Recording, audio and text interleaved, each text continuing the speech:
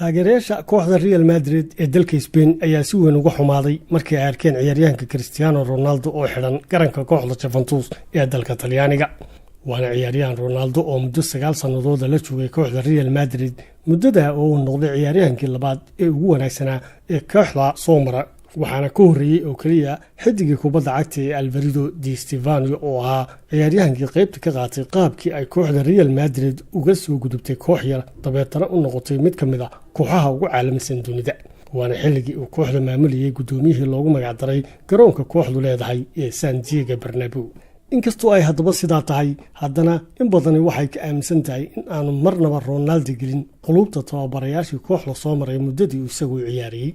halka sidoo kalena ay suuragal loo arkayay in kooxduba aanay gelin qalbiga Ronaldo oo aanu marnaba jacayl gaar ah u qaadin. waana daraasad la weydiiyey taageerayaasha kooxda iyadoo la barbar dhigayay ciyaaryahanka Luka Modric oo inta badan taageerayaasha kooxdu ka aaminsan yihiin waxyaabo aanay ka rumaysnayn Cristiano Ronaldo.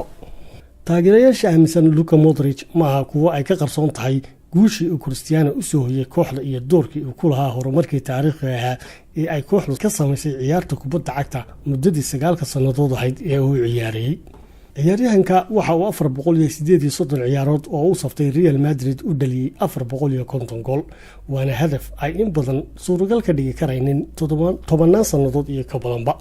mana ahayn ciyaaryahan u ciyaara inuu gool dhaliyo oo kaliya, laakiin waa mid ciyaarta dhexdeeda ku dadaala inuu noqdo ciyaaryahanka ugu wanaagsan. qaabka uu ciyaarta ugu hilbadiriro iyo shakhsiyadiisa hogaamineed ee ay dheertahay hamigiisa ku aadan inuu gaaro guulo fara badan, kuna guulaysto koobab iyo abaalmarino shakhsiyadeed iyo kuwo kooxeedba oo lagu lamaaninayo xirfadiisa ciyaartoynimo, waxay siisay Cristiano Ronaldo inuu ka dhigo xilligii uu Real Madrid la joogay waqtigiisii ugu wacnaa intii uu ciyaarta kubadda cagta ku dhex jiray. waana muddada uu tartanka iyo xafladda ka adag kala dhexeeyay ciyaaryahanka reer Argentina ee Lionel Messi, isagoo Cristiano doonayay inuu Real Madrid ka muujiyo wax la mid ah ama ka wanaagsan waxa uu Messi u qabanayay kooxda Barcelona ee isla dalka Spain. arrinta laakiin caqabada ku noqotay ciyaaryahanku waa kala duwanaanshaha labada gudoomiye ee labada kooxood ee dhanka dhaqaalaha ku kala adag, isagoo gudoomiyaha Real Madrid Florentino Perez si fudud u aqbalay go'aankii uu Ronaldo kaga tagay kooxda markii uu Ronaldo culays kala kulmay qaybaha cashuuraha ee dalka Spain oo uu arkayay inay qaali ku tahay cashuur sanadeedka laga qaado, xilli uu dalka Talyaaniga sanadka oo dhan cashuur ahaan u bixin doono 100,000 euro.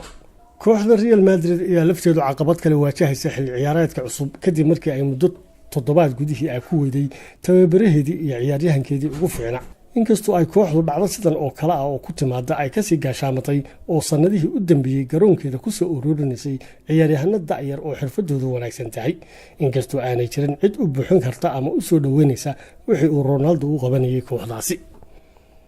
kooxda Real Madrid ee Ronaldo u yimi sanadkii 2009 maanta uu ka tagayo ma aha Real Madrid maalinta, iyadoo muddadaas 9 sanadooda ay Real Madrid wax ka bedeshay saameyntii ay xilliga kooxda Barcelona ku lahayd wadankaasi iyo caalamka, iyadoo Barcelona xilliga maraysay waqtigeedii ugu fiicnaa una tababaro u ahaa Pep Guardiola.